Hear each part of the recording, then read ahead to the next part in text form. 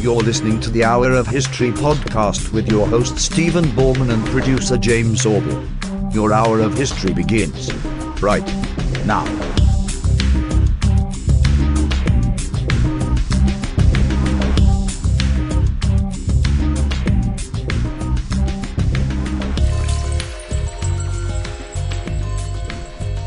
Hey, welcome to the Hour of History. I'm Stephen Bauman. And I'm Mathias Fueling, and today we are talking about a subject that is on a lot of people's minds. And in a lot of people's hearts. China. No, I'm just kidding. I don't know. Also in President Trump's mind. China. We had to say it. Now that that's out of the way, good. We can get down to business. Right? We can. Because we have an hour to talk about one of the biggest nations in the world. Not like biggest population wise.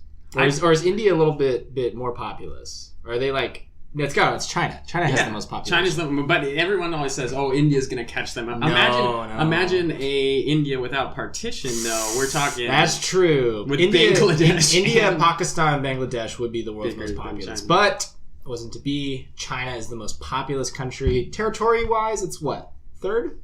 Yeah, no, I think it's second. Oh, no, Russia, Canada, China. Yeah. What about Brazil? What about them?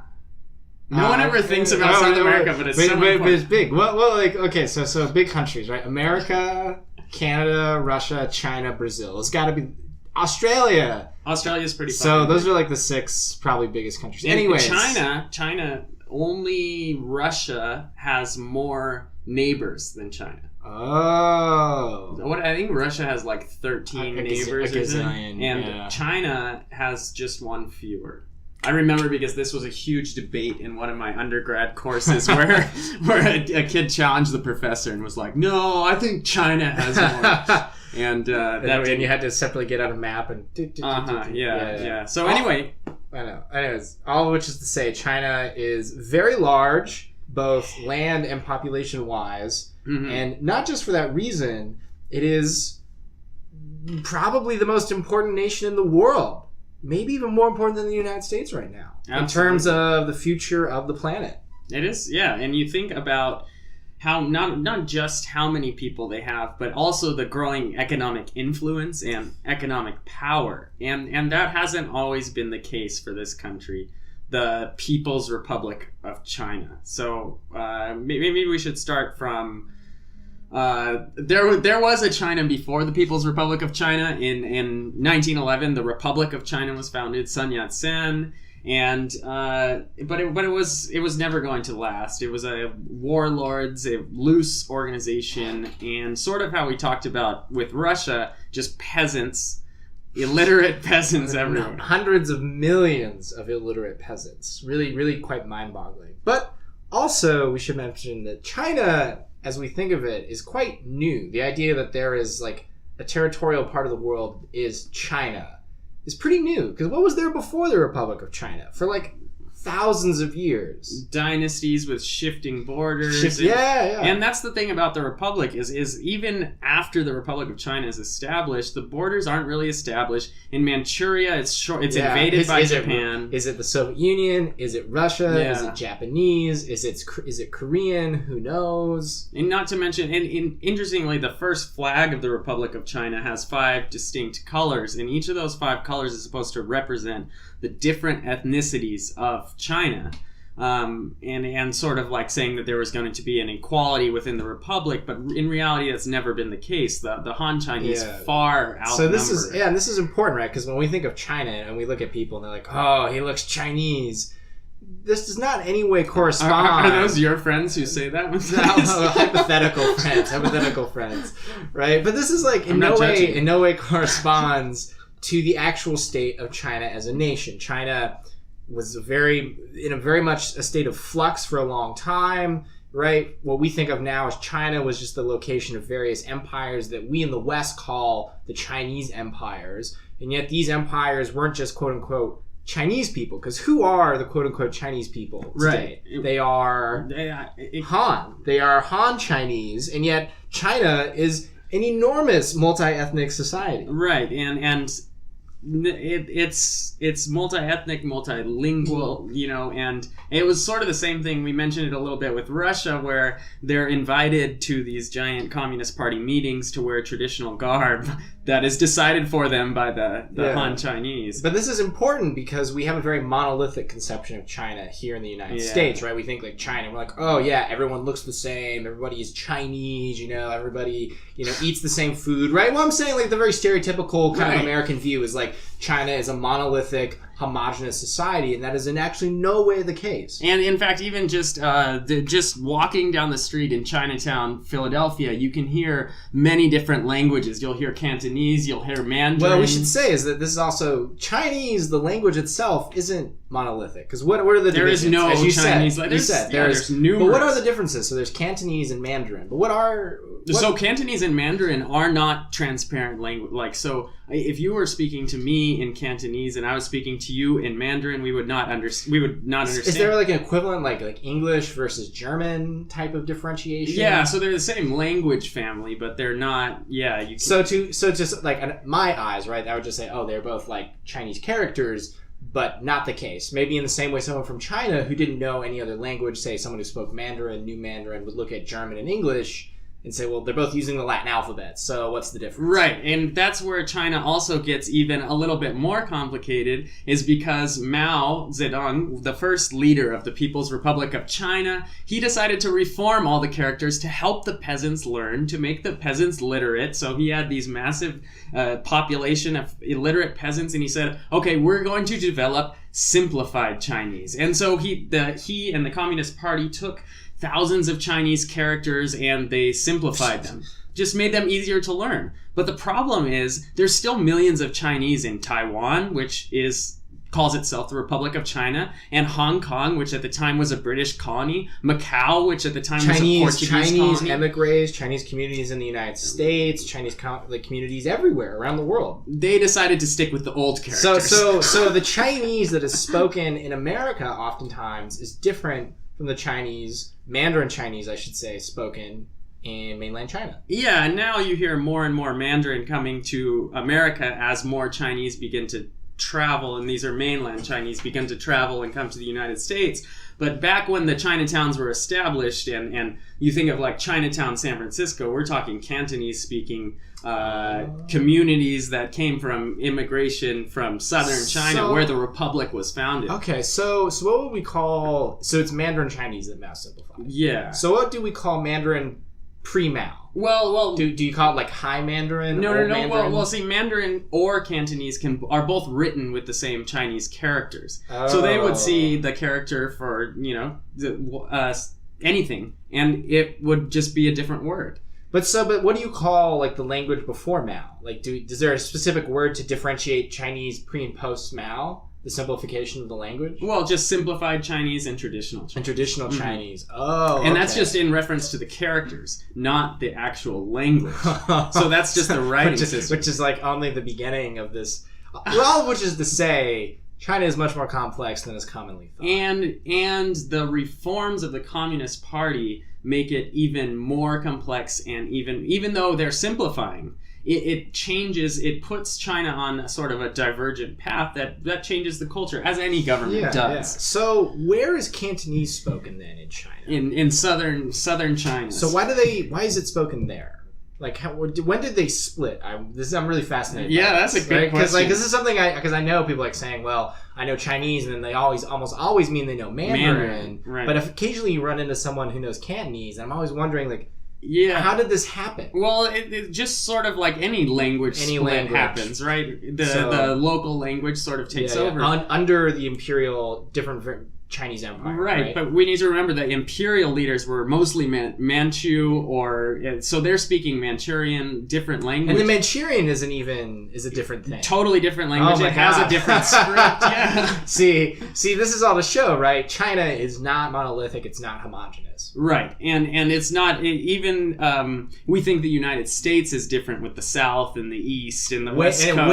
Imagine if in the southern United States they spoke an entirely different language. And then you start considering things like Xinjiang province, where the Uyghurs which is in the far, far west of the country, and they're Islamic Chinese with Turkic ethnic background. A lot of them learned initially to write their language on Arabic script, so they're Chinese. And they are not Han. They look completely different. Yeah. They wear different clothes. Right. And so, I would go to, when I taught in China, I would go to get chuar, which is like a meat stick barbecue kind of thing, and I would get served chuar by these blue-eyed Chinese Muslims. But so wait, you should give some background. So when were you in China? Yeah, so I just taught very briefly in China in 2011, and I taught in northeast China. So wow! So that's awesome. So you were in China. You were not in like one of these big coastal cities. You were in the heart. Right. Yeah, in Jilin City, and actually, so Jilin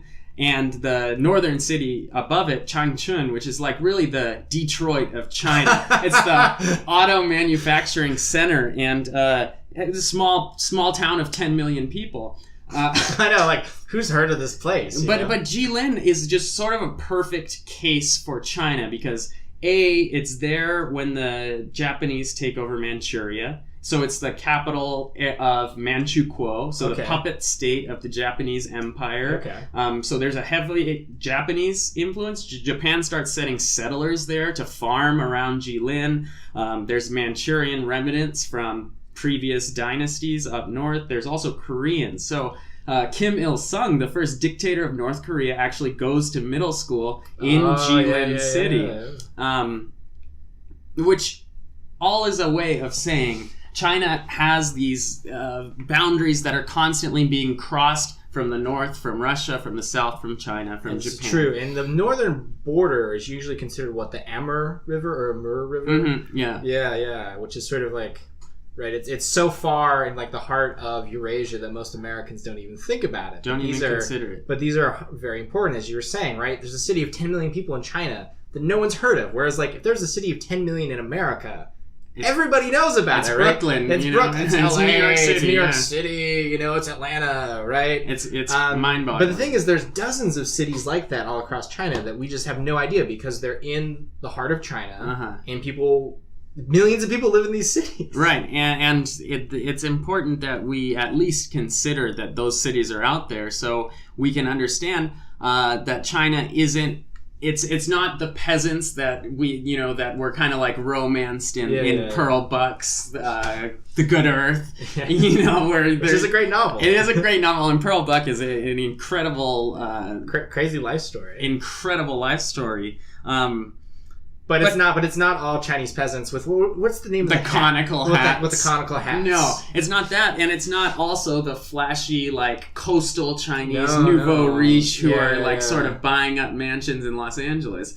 These Chinese yuppies. There are millions and millions and millions of people that fall in between, and those are who are going to be most impacted by the new sort of laws that are coming out and the new way China is turning. So let's sit back and kind of work our way through like what is the actual like social, not just social structure, but like the social situation in China, because I think a lot of Americans, I'm sort of speaking for myself because more, Steve, like my idea of the stereotypical view is like there's China and it's huge and it's vast, right? And it's all homogenous and they all speak this crazy language that no one knows. And yet we often think of giant cities, right? We think of Beijing, we think of Hong Kong, we think of Shanghai, right?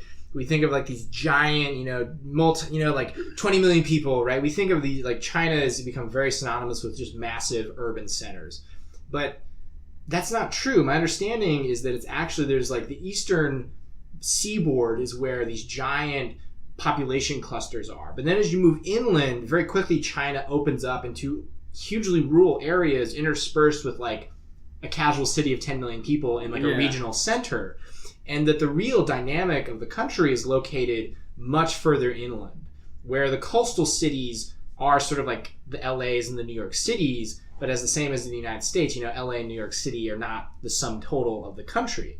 Right, and there's definitely a pull. So like the youth are being pulled to the coastal cities because they're sexy, it's hot. You can make some money. You're not going to necessarily end up working in like a factory or being a farmer. Right, you can, but the money is sometimes enough money goes home to support the parents and the grandparents, and so there's that structure and that sort of dynamic where there's still a link between these like the West or the rural areas and the cities. That's not entirely gone in the way that you might see in the United States. Because how many people move to, say, we live in Philly? How many people move to Philly from like, rural Tennessee and say, I'm going to make my fortune and send it back to my pack? No one does that anymore. No one does that anymore, no. But in China, as you were saying... And that's still a thing. There's also the thing to consider, the one-child policy was around for so long. How long was it around for? It was from early PRC days, and it's still around in some areas. It's only been rolled back. Since 49? Yeah, 50s? Very early. Because really? they knew they were going to have a problem right away.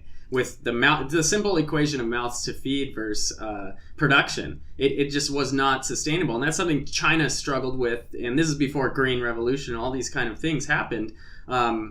So what they decided to do was to limit the childbirth, and what that created was this like dynamic of both it's thrown the population out of balance, and it's also created what's called Little Emperor syndrome, where if you only have one kid, you're gonna spoil him rotten, and so there's enormous amount of pressure put on the one child, and there's an enormous amount of sort of like responsibility that they kind of have to live into that kind of keeps those rural urban links alive in a way where the United States it can't happen. In my understanding, and this is more my understanding of traditional Han Chinese society, is that they have a sort of a bond between children and parents that really does not exist in America anymore, right? A kind of, the child will continue to take care of the parent throughout their lives, right? Like, my understanding is nursing homes, that kind of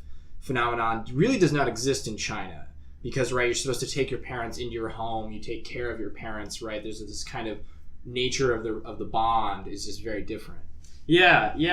And for a long time that was, that's been explained as the Confucian system of but lots of societies do the same thing. In many European societies, many South American countries, right? That's very standard, is children take care of their parents through their old age. I mean, many people are horrified when they come to the States. They're like, you just put your parents in a nursing home? Yeah. It's like you would be like an evil person if you did this, like in my country, right? Like, it's totally true. What's interesting about China too, in this sense, is the adoption of a communist system, which puts that power back to the state. Yeah. And you don't see that in Confucian societies like Korea and Japan, where much of the social services are still based on the child. And they're starting to come into problems there. But actually, I was just reading, the only part of China that's having an issue with this is Hong Kong, which was a British colony. Yeah. So rather than the communist system, Hong Kong, sort of adopted British ideas of social policy, and now they have a far older population. So in Hong Kong, there's many more older people who now need money. And so they're coming to a point where the mainland government is saying, well, you got to tax them more, but they don't have control over Hong Kong. Well, my understanding though is like with this notion of sort of traditional respect for the parents, is this links in with the way I've understood it as kind of a demographic cliff, like a demographic bubble that resulted from the one-child policy. Because my understanding is that in traditional Chinese society, men are considered boys, right? Having sons is considered much more prestigious, right? Because of, very traditional gender norms of privileging men. And so, of course, you're saying it's not just, little emperor, you want to spoil your kid rotten, but it's also like, damn, if I'm only be able to have one kid, I don't want a daughter. Like, daughters, like, you got to marry her off, and you don't get any, like, honor out of that. And there's, like, all this honor. So you obviously want to get a son. And my understanding is this led to just a huge, in one-child policies, right? Like, like, if parents found out they were going to have a daughter, they would just get rid of it, right? They would just abort it, or like female daughters would, if they were born, would like be killed, or they would be like shipped off somewhere. And your only official child, they would really strive to have a boy. My understanding is you do this for decades, you end up with just an hugely skewed gender disparity of millions more men than there are women. Right. And so the problem then becomes this, just the sheer numbers game. Not all these men are going to be able to get married to Chinese women? And then how are these men then going to create a household that can take care of their aging parents? And so my understanding is that soonish, right, within like the next decade or two, is that these are just things I've read, is China's really going to be facing a crisis of what's going to happen to all of these single men and all these older citizens as their sons try to take care of them by themselves. Yeah, and this is actually an excellent sort of segue into talking about China in its regional responsibility and in its regional role as sort of like China calls itself Zhongguo, center country. To China, China is the center of the world. But almost more than America, right? We live in America, we think we are the center of the world. But they say it. But they they call themselves. Like, it's not just that they think it, it's like officially they are the center of the world. But and so if you take that in the way they are geographically positioned in Asia and then think about these issues, so having the gender imbalance is only one issue, but it's an important one, and regionally China can take advantage of its place. So North Korea, another communist state that is in immense poverty and heavily reliant on Chinese investment, has a pretty good gender balance. So North Korea, women who are unmarried, who are starving, who want to leave North Korea, have a way to leave. And this is another thing I saw. They marry Chinese men. Jilin, north of North Korea, has an enormous North Korean population of North Korean women coming to China and marrying a Chinese husband so they can leave North Korea. They're open to the 21st century. And it is win-win for both single Chinese men who are having a hard time finding available Chinese women, and it's, of course, win for the North Korean woman who would be leading a terrible life in North Korea otherwise. But the thing is, are there enough North Korean women to even begin to try and equal out this gender disbalance? Well, a couple things it does. It's destabilizing North Korea. So then you have more men. Yeah, because in North Korea, they're like, what are these Chinese doing taking all our women? And if history has taught us anything, societies that have more men than women tend to get violent rather quickly. Yeah. And China has tens of millions of men that will likely never get married. Right, and throughout history, it's sort of been wars that have killed off the men and put the gender imbalance the other way. But this is definitely a unique situation, and China can't keep pulling from North Korea and the Philippines. It's only going to last so long. So are Chinese men starting to leave China then? I mean, is that an option that they would think that they want to leave in order to find a mate? Well, I think it's only an option for those who are wealthy. Yet, as we were talking about earlier today, China is opening economic opportunities in Africa, in the Middle East, and Eastern Europe. Now, But this is a broader question too, and about sort of what I would think of maybe we would call like Han Chinese chauvinism, maybe Han Chinese kind of nationalism. Is it socially acceptable, for example, for a Han Chinese man to marry someone who's not Han Chinese? Right, that would not be. That's not standard, right? That's not standard, because I'm thinking in America, right, we have all kinds of like, thankfully no longer like officially encoded in law, like interracial marriage is legal, but there's still certainly vast social taboos about, who can marry who, interracial couplings this way and that way, because of course it's always like stereotypical that if a white man is not going to marry a white woman, he's going to end up with like an Asian woman. Right. But then of course there's all these like horrific, like jokes or kind of subtle things about if an Asian man has a relationship with a white woman, right? Let alone talking about, interactions between white people and black people in the States. And I'm wondering if that same dynamic is similar for Han Chinese. If a Han Chinese man brings back, for example, say a white wife from Eastern Europe, or like say a black wife from Africa, is that sustainable within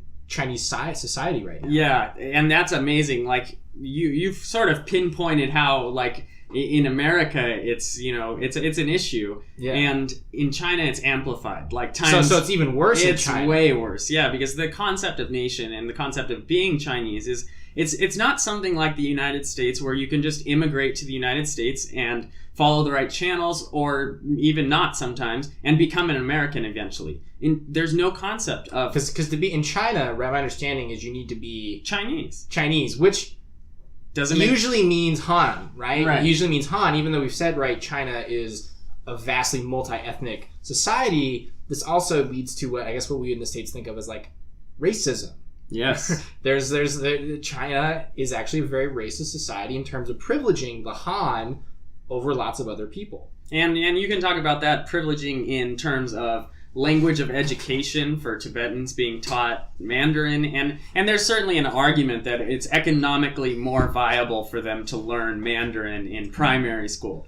But of course, this is the same way we think of like when people talk about learning Spanish in America, we always know there's a very heavy racial element to that. Absolutely. We're always talking about, it's like fears in America, right, of people who, from South America and Mexico taking over the country or something like this. But it's there's a similar dynamic happening in China. Absolutely, yeah. And that sort of like embedded social tension is something that China is going to have to come to terms with. Yeah, because you're saying is that sure, China's making all these investments around the world, and so of course, young single Chinese men in search of like fame, fortune, and love are going around the world, but will it be acceptable for them to, make partnerships with non-Han Chinese women to deal with the demographic crisis or the gender crisis?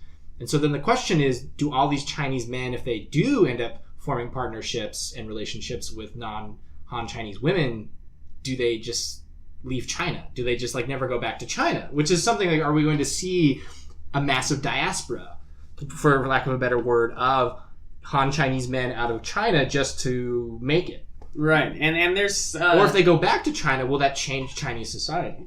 Yeah, well, I think the one thing we know for sure is Chinese society is going to change, and it's going to change. It has to change. It has to change, and it's going to change in a lot of ways, and which is kind of contrary to the new sort of Xi Jinping thought. Yeah. Right? Like China is this like bold new example, and it's forged like it's like a new pathway into capitalism in the modern world, but that's just, it can't keep working the way it has. Right. So just a little background on that. Xi Jinping is the current leader of the People's Republic of China, and he was just formally, given basically carte blanche to do what he thinks is good for China. And this is because, according to my understanding, it's the Chinese Constitution, the Chinese Communist Constitution. It encoded within the Constitution initially what it called Mao Zedong thought, which basically said we are a nation based on the thought of Mao Zedong, and it basically gave Mao kind of an imprimatur to be like, do whatever you want, Mao. You are the leading sort of philosophical person. And then, of course, Mao's successor, Deng Xiaoping, arguably perhaps the most important human being of the 20th century, for basically doing the economic liberalization of China and leading it to take on a leading role in the global economy and to become a more capitalist power. He was also enshrined in the Constitution, so there's also officially Deng Xiaoping thought. Mm-hmm. And stunningly, Xi Jinping has had the same thing happen to him, and there is now officially Xi Jinping thought, which puts him on the same pedestal with Mao. And that's absolutely enormous. And he doesn't have, his presidential term doesn't end until 2022, so he's got time to work with that. And the Chinese Constitution is very clear. The first article, or what it's right there. It says the Communist Party is a dictatorship in the People's Republic of China. It knows what is best, and it's going to do it. And it's based on the thought of Mao, Deng Xiaoping, and now Xi Jinping. And his thought, his way, his idea of going forward, his promise is that like this sort of socialist utopia is on its way. That China is marching towards a socialist utopia, and that economics is going to get it there. And it's funny because in a way it almost links up with more traditional Marxism, where it's like, we're not going to fight a revolution, we're just going to build up capitalism, and because history follows in these inevitable stages, capitalism will create the conditions for communism.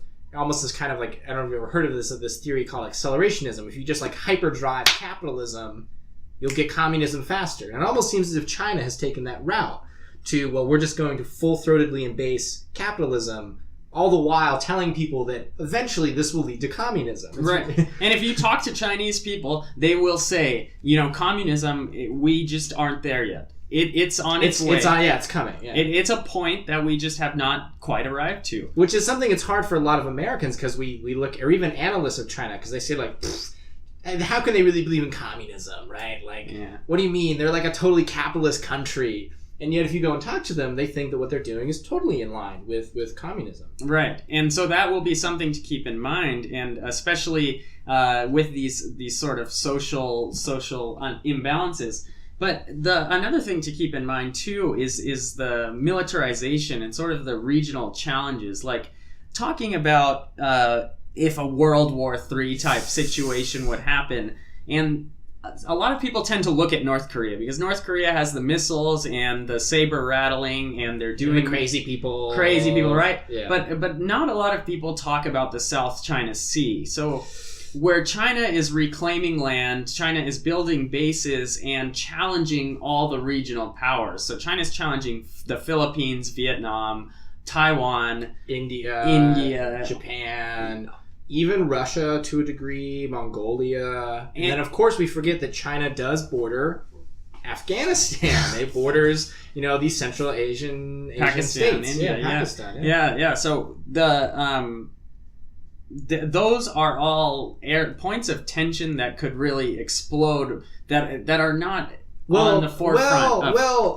Things that could explode. I think it's funny that Americans, right? We always think that if the end of the world's going to come, it's gonna be because of us, right? It's just really funny. Like even in our pessimism, we're chauvinists, right? We're like America first. Like if there's gonna be a World War III, it's because America's gonna get in a war with somebody. The aliens attack the White House. The aliens are always going to attack America first, right? That's why District 9 was so good. It takes place in South Africa. Yeah. Whereas if there's going to be another global conflict, it very likely could occur with little action by America initially. It could be China bumping heads with Japan, China bumping heads with North Korea, China bumping heads with India or Pakistan, and actually in any number of different ways. The issue is if, say, like North Korea falls apart, then the United States no longer has legal recourse for being in South Korea. The United States is legally in South Korea because it is technically defending South Korea. Because we never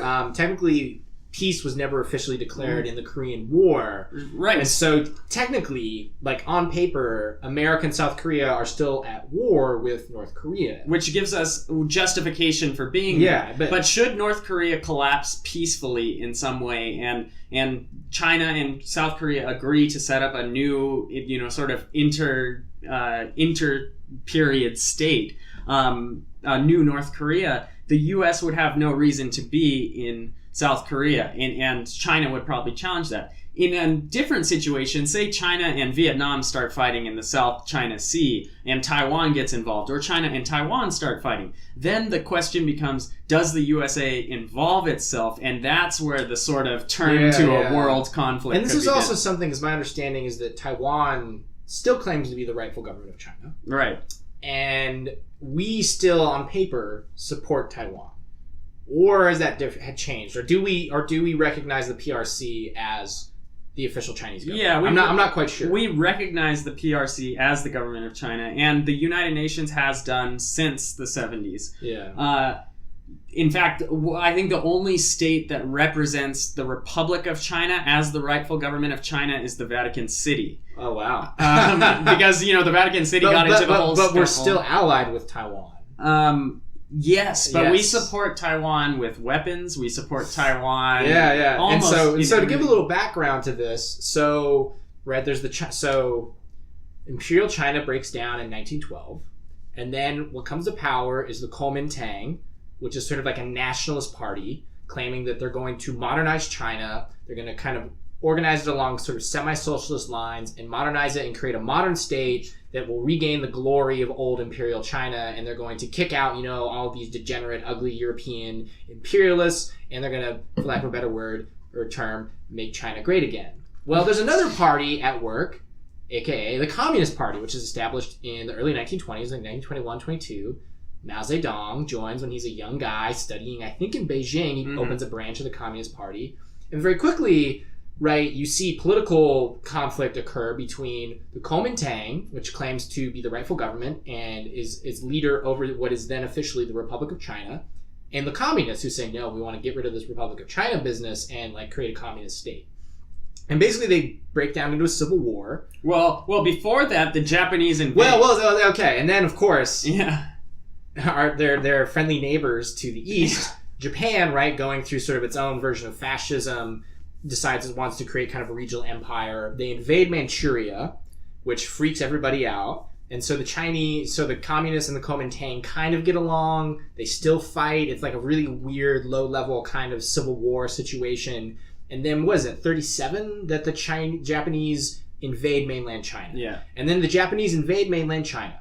And, of course, it's horrible. I mean, we don't talk about it enough in the States, but the war that occurred in China between the Kuomintang and the communists versus the Japanese, and also still at the same low level between the Kuomintang and the communists, it's like a three-way war, killed tens of millions of Chinese. It was absolutely bloody. This opens wounds in the Communist Party that continue to fester to this day. And so we're giving you a very like 30,000 foot up point of view of 20th century Chinese history, but it's important is that eventually the Japanese are, of course, defeated. They withdraw from China. But the majority of all Chinese casualties, Chinese war combat deaths, and the majority of where all of Japan's combat units were sent was China. Yeah. If we think about it, we think of it, and again, sort of American chauvinism, we think, yeah, we were fighting the Japanese and we were the main enemy.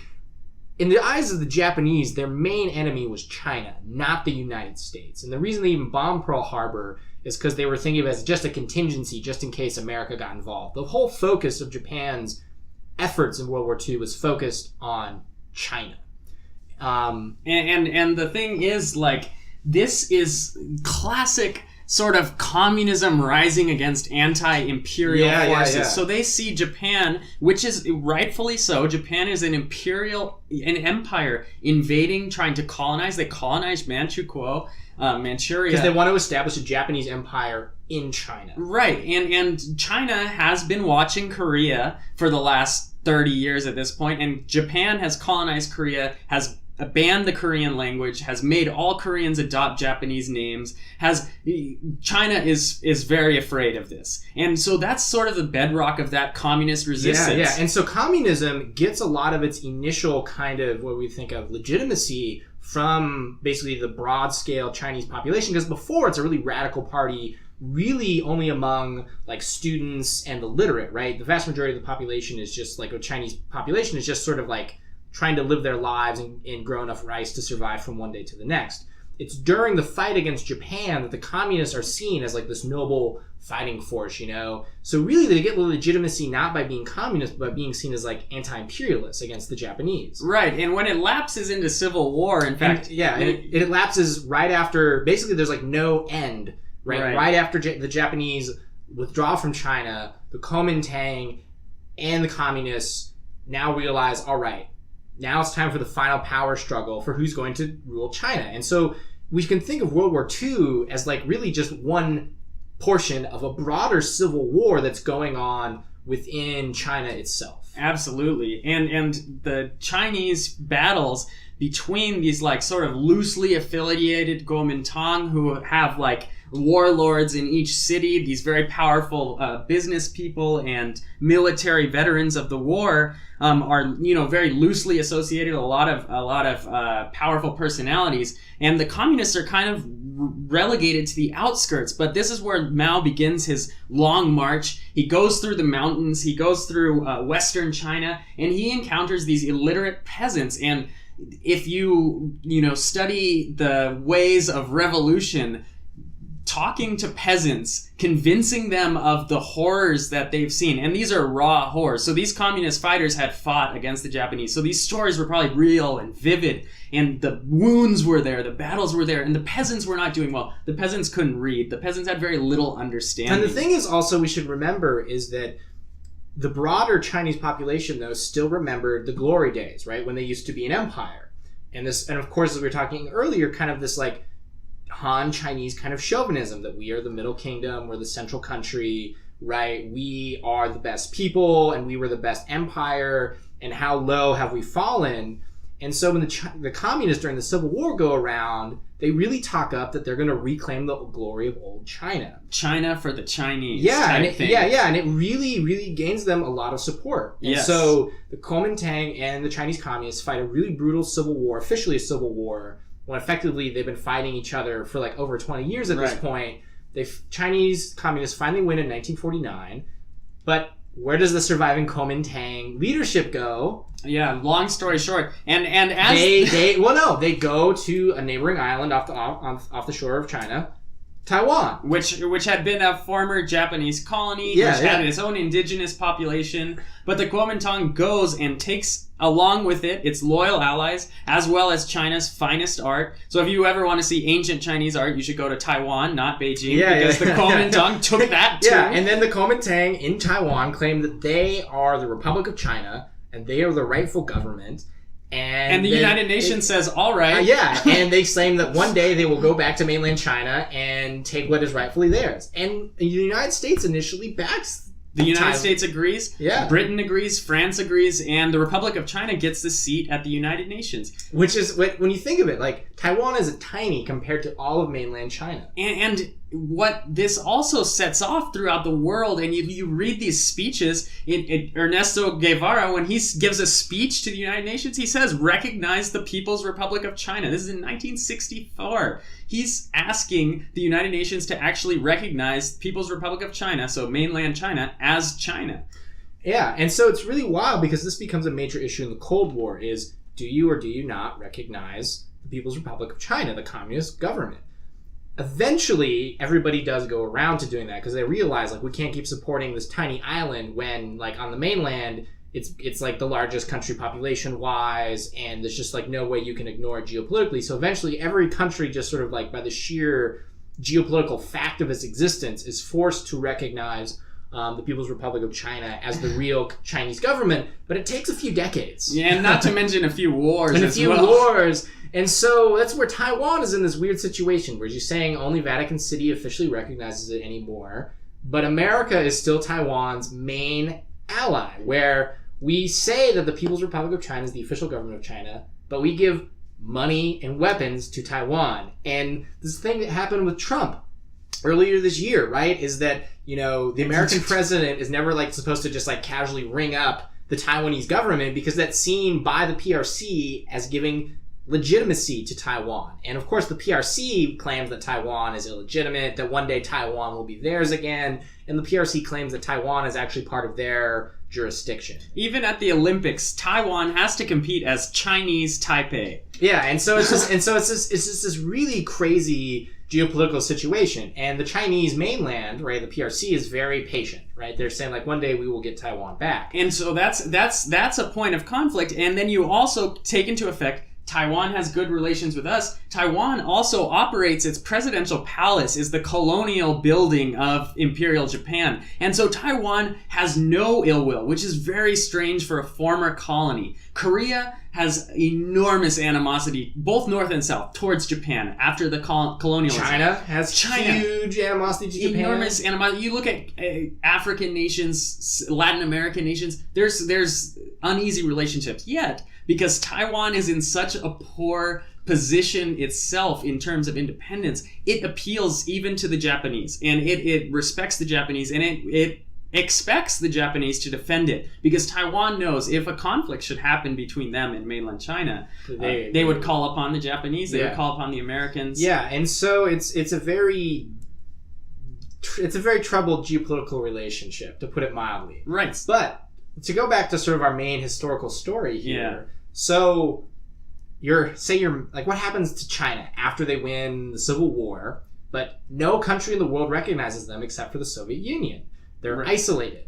Nobody will open up diplomatic relations with them. No one will trade with them. And they don't want to trade because they are also a communist country. And they begin agrarian reform. They've been under basically wartime conditions for decades.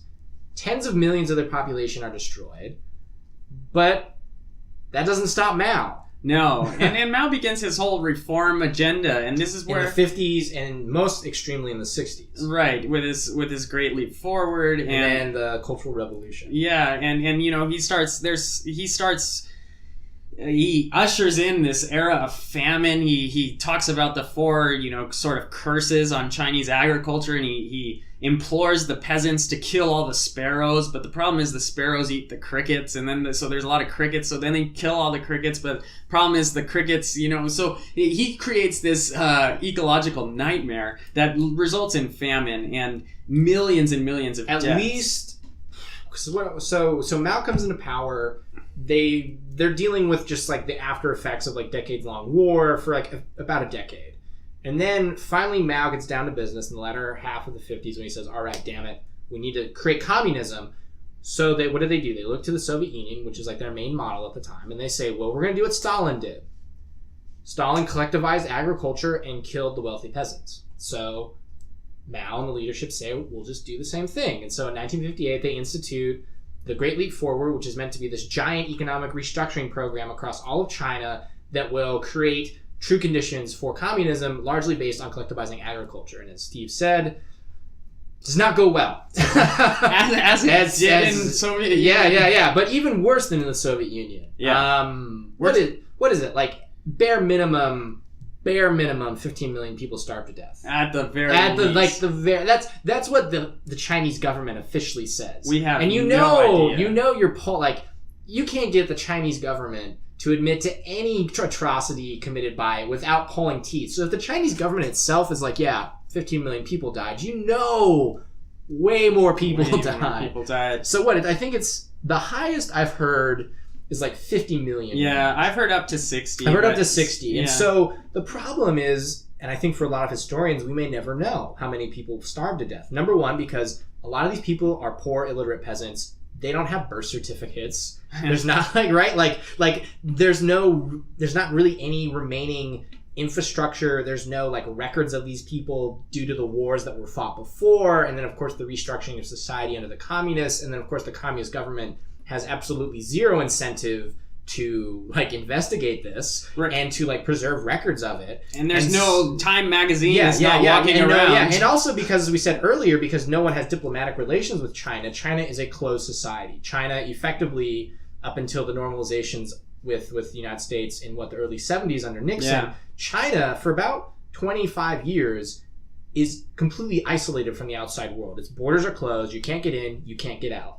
And no one knows what's happening in China, basically, for decades. And we should really just take a second there to reflect on that. Which is crazy. Yes. So we're talking relatively recent history, right? The 1970s. China is a mystery. Yeah, no one knows what's happening there. China is vastly underdeveloped. The literacy is improving. People are still recovering from famine. It's enormous to think how far China today has come from that point. And that was sort of the low point for the People's Republic of China, the post-reform, the famines and things like that. And then when it lapsed into the Cultural Revolution, where it was a total switch. Doctors were sent to the fields. Yeah. But let's tease out this narrative even more. So Great Leap Forward happens. Yes. They're forced to, they're originally doing like a 5-year plan based on the Soviet Union. They stop it in 4 because even the Chinese leadership under Mao has to realize they can't keep doing what they're doing or everyone is going to starve to death. Anywhere between 15 million and 60 million people die. Absolute madness, right? But then even after they stop the Great Leap Forward, Mao still is crazy enough to think that they need to do more. And so, 1966, 68, he institutes the Cultural Revolution, which is the idea that they're going to do basically a continuation of class warfare. As you said, the idea is, to get people class conscious and to uplift the peasantry, we're going to basically remove all educated people, professionals, technicians, scientists, professors, anyone with any kind of learning. Even like in its crudest, they would take anyone with glasses and they would took them from the cities and they shipped them off into the countryside. And they would literally just take them in trains and in buses, and just dump them. Yeah. And then just throw like some plows to them and like some tools and just say, good luck. And then they would bus in millions of peasants into cities, dump them and say, good luck. And then they also organized student brigades to go around and actively enforce social warfare. So you have crazy stories of like brigades of young Chinese students going into an area and killing thousands of people because they're trying to advance social or class conflict along communist lines. Right, and this is, so to contextualize this a little bit, this is where Xi Jinping has his childhood. Yeah. So he grows up in the middle of basically just the Cultural Revolution. Just like and total social upheaval. He is a child of peasants who benefited from the Cultural Revolution. So his parents moved to the city and he's able to get an education. So without the Cultural Revolution, Xi Jinping is actually stuck out in who knows where, China. But the Cultural Revolution is also incredibly violent. Also, absolutely, we have no idea how many people died. I don't even know. Just think of it this way. A few million? This is always my best example of the Cultural Revolution.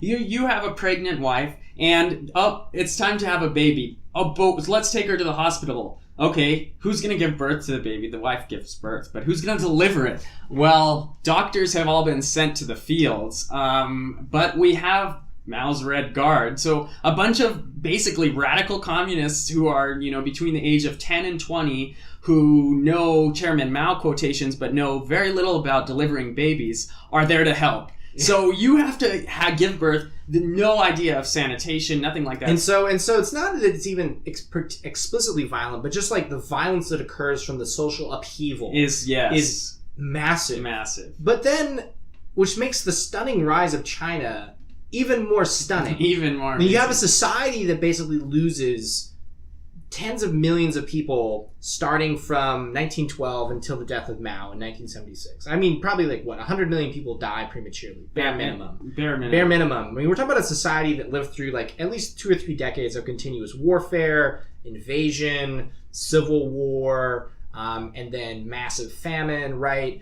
And then they go through a total social upheaval, and then Mao dies. But not before Richard Nixon and Henry Kissinger, in talks with Mao and Zhao Enlai, establish a normalization of relationships. Probably the most important event of the Cold War, in my opinion, because it assured that America and China would not have to worry about each other. Mm-hmm. And then America could focus all of its attention on the Soviet Union. And just the sort of switch in the railroad tracks after that moment where China becomes a recognized nation to the world. It gains legitimacy despite its communist government. There's relations. People like George H.W. Bush go to China, and interaction begins. And through those interactions, this sort of opening up starts, right? There has to be a seed of opening up. So Mao dies, and then there's a power struggle, of course. And then who ends up getting into power? This random guy, Deng Xiaoping. Deng Xiaoping was a tiny man, probably barely topped 5 feet tall. The pictures of him are excellent. He's very wizened. He's wearing this military style kind of uniform, right? This man was probably the most important person of the 20th century because he institutes a lot of radical economic reforms starting in the late 70s through the 80s that take China from a war-torn, backwards, completely, utterly sort of devastated society. And within 25 years, China becomes one of the largest economies in the world. And interestingly, Deng Xiaoping rather than start in the super communist north, he starts right on the border of modernities. Right across from Hong Kong, in Shenzhen, in Guangzhou, all those southern cities that are just very close to sort of the modern Macau, owned by the Portuguese, and Hong Kong by the British, and sort of just, we're going to challenge them right there. And the images of those cities exploding in Shanghai, these become modern way before the capital, Beijing, does, and way before the northern cities do. Yeah. So it's like, we're going to test it down south first, see how it goes. And man, did it go well. But the thing is that so Deng just creates massive growth just because China is so large territorially, natural resources, and population-wise that any kind of economic liberalization is going to cause explosive growth. Immediately. Yeah. But not just that, it's also that people in America, the American leadership, also sees a great opportunity in talks with Deng Xiaoping, leading to conditions that are really important for the world we live in now, where the American leadership says, wait a second, and American companies, things are opening up with China, and they say, well, wait a second, why do I have this factory here in America producing this much steel, but I have to pay my workers all this damn money, and they're unionized, and they're always making demands on me. What if I just move my factory to China, where, you know, the Chinese are desperate, right? They're like begging anybody and everybody across the world, like, give us your productive capacity, bring factories here, right? They're like, and there's like a gold rush on China where big producers, particularly in the States, say, yeah, it's because you can pay these people in China dirt cheap. Mm-hmm. You don't have to worry about workplace conditions. You don't have to worry about workers' comp. You don't have to worry about unions. You just offload it, offshore it to China, and then just kind of reap the benefits and let the Chinese take care of themselves. Slap a tag on it. Made in China. Made in China. And so starting in the late 70s, you see a huge boom of what is in the United States a deindustrialization, but a corresponding industrialization in China.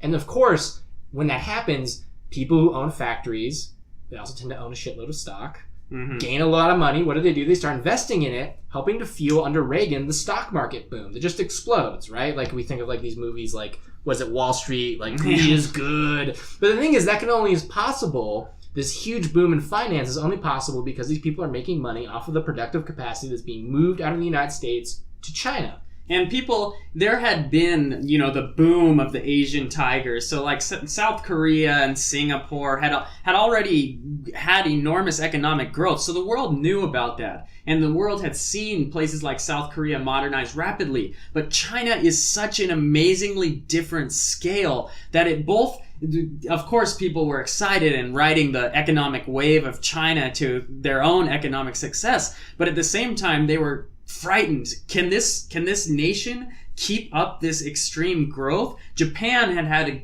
enormous growth rate for many years that led to a real depression in Japanese society that, you know, sort of culminated in the underground Tokyo terrorist attacks, where people were joining cults, like trying to find themselves, you know, trying to avoid that salaryman life. And the scale of China made that sort of thought that could happen in China just absolutely horrifying to the world. Yet from the 1970s on into the present day, and we're only seeing it sort of drop under 10% down towards 6% growth per year. The China has kept up an enormous growth rate that is simply unsustainable. Yeah, no country, and indeed no region of the world can maintain double-digit growth indefinitely. It's impossible. And they held on for so long. And so long. But the problem, so that's the thing also, but we're seeing the effects is that, you know, for so long, so many companies and like American businesses offloaded and offshored to China, which of course led to, of course, the joke in America that everything's made in China.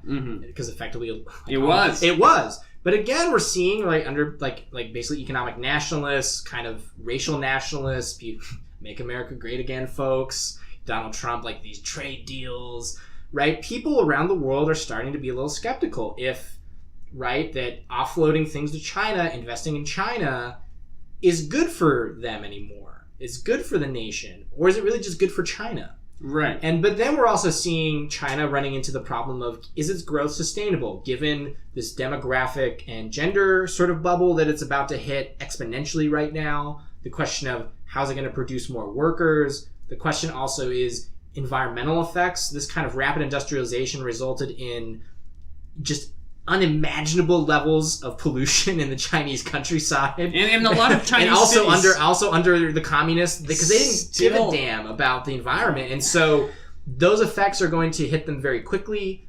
Climate change and the rising of sea levels obviously going to devastate coastal Chinese cities, which are also the biggest cities in China. And so what we're left with, who we have to lead China out of all these problems, through all these problems, and into the new era, is a child of the Cultural Revolution, a man who claims to have the thought that's going to bring China to a socialist utopia and deliver on the promises of communism that Mao sort of put in place. Yeah. Decades ago. And we will see, because Xi Jinping famously, 2 or 3 years ago, came out with his book. It was sort of a collection of his speeches and essays called On the Governance of China. Right. And for a little while, it was like the thing of all the literati intelligentsia folks in America had to read. Like Mark Zuckerberg read it, you know. And it's interesting, there's this fetish for China among a broad swath of like kind of top tier people in America, right? Like our children got to learn Chinese, got to read Xi Jinping, got to like establish relationships with the Chinese businesses, Chinese leadership. And so, right, like when Trump went and visited China, his granddaughter, he famously played a video of his granddaughter speaking Mandarin. Mm-hmm. So this idea, right, is that China on the rise, there's this perception that we need to like start like, for lack of a better word, sucking up to China. But interestingly... is that necessarily the case? Interestingly, it also works in the reverse. And this is the old Michael Scott, The Office defense. He has a debate. Oh, I haven't seen it. Oh, it's a great episode. And Michael Scott comes to the conclusion that Americans have this sort of spirit or creativity, right? Which it has its own problems. But Xi Jinping sent his daughter to Harvard University. So there's still this exchange. Chinese are still coming to America. They're consuming American film. So if you watch American film, there's enormous amount of like sort of fan service to China. They're starting to take place in China. Or you see big movies that maybe tank in the States, like still become global like hits because of China. And so it's this weird tension: is that can the Communist Party still maintain its leadership role in China in the future? Also because China still has press censorship, media censorship, internet censorship, and yet and so they're in this sort of weird rock and a hard place situation where they want the economy to keep booming, they want to keep opening up, and yet the party still wants to maintain control. Right. But you can't, but those things are antithetical to each other. And so what's going to happen? We used to troll each other, and if you search on Chinese internet any of the 3 T's, Tiananmen Square, Taiwan, or Tibet, immediately your internet goes off. Yeah. So we would troll each other and type it in, and then the internet would be off for a few hours. But China, the way to get around that is a VPN to hide your IP. But China has promised within the next couple of years to block VPNs. They're hired thousands of Chinese to write a Chinese Wikipedia. So they will have their own version of the world to portray to their own citizens. This Xi Jinping thought is real. And so it's a question of, is this sort of dynamic sustainable and what's going to happen? And also because the Chinese elite, as you were saying, love to take advantage of the perks of the West. Mm-hmm. But they're never going to create their own Harvards in China if they keep the same social structure going that keeps them in power. And also the Chinese Communist Party has essentially kind of become just a nepotism machine. Yeah. Right? The sons and daughters of the Chinese leadership get the best jobs. Right. They travel abroad. They also usually get like positions in the party. And so the question is, how long is that sustainable within broader China itself? Mm-hmm. And it's something I think is going to be a very defining issue for China, is this relationship of how's the party going to govern. Because everyone was shocked, right, when the USSR collapsed and it wasn't like incredibly violent. They were like, oh my God, it could have been. It could have been. And so the question is, could something like that happen in China, or would it be violent if it happened? Yeah. Because the Chinese government has shown itself perfectly willing to, shoot its own citizens in the case of Tiananmen Square. Yeah. In a way that the Soviet Union was not willing to do. Right. And so the tensions within China are going to be really, really, really important for not just, because it's like the biggest country in the world population-wise, but also because of its sheer economic power. If anything crazy happens in China, it's going to affect everybody globally. Exactly. And so as we come, to our conclusion here, if nothing else, one thing that you should take away from this is not necessarily that you have to go full Zuckerberg and learn Chinese or not, but it's important to know that the country is out there and that what happens in China will impact you. Definitely. No matter where you are. Another fun fact, there are more English speakers in China than there are in the United States. All right. And with that, Matthias, with that wonderful fact, we will say 再见 and have a good night. Have a good one. At an hour and 4 minutes. That's your hour of history.